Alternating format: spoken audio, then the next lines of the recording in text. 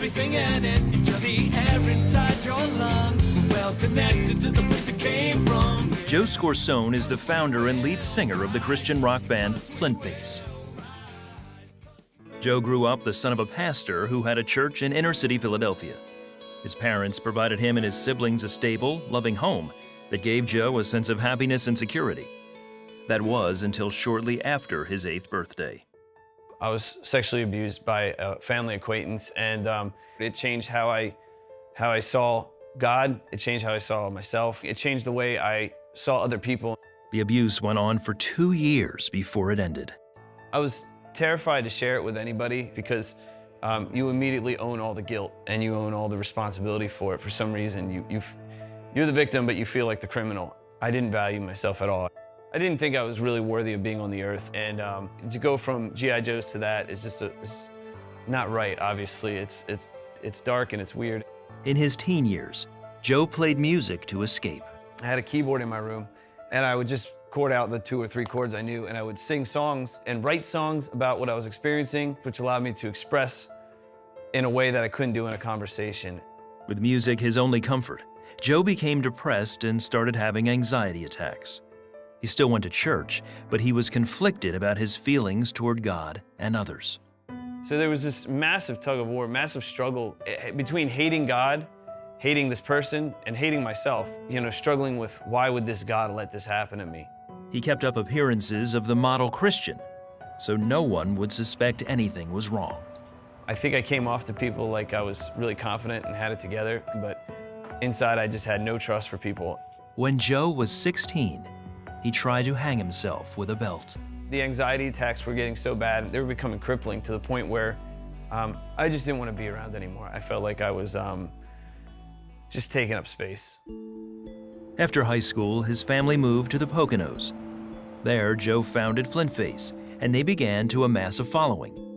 He also started dating Beth, who never guessed he was struggling. He made me laugh, and I really liked that about him, and he just, he had a lot of integrity, and he was a good guy. He was just an all-around good guy, and you don't come across them very often these days.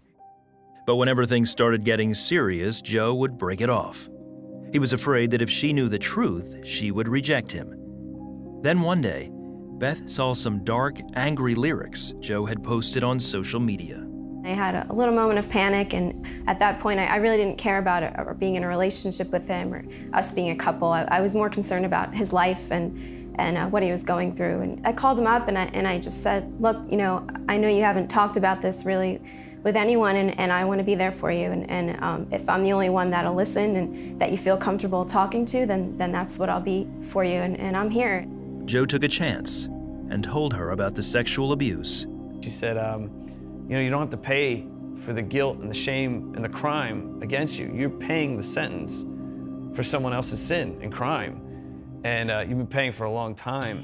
Her unconditional love gave me hope because she accepted me when I didn't look confident, when I didn't look like I had it all together. That moment was the turning point for me, no doubt.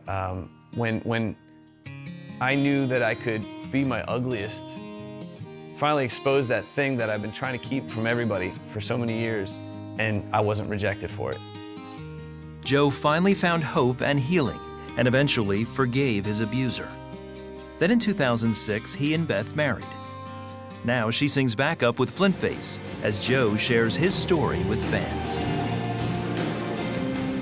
That perfect love really does overcome all fear, that standing by somebody, pure care for someone else, whether you got something out of it or not.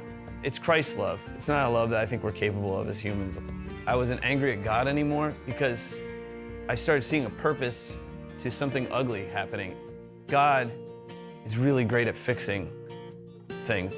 Now he writes songs about hope, which is also the title of their last album. I originally called it The Bottom because I think that's where hope is found. Hit the bottom hard enough, and you bounce. I think hope is something that we fight for, not something that just automatically comes to us. Even our relationship with Christ is a relationship, and relationships are hard work. So nothing is easy, and especially hope. My personal hope is in Christ.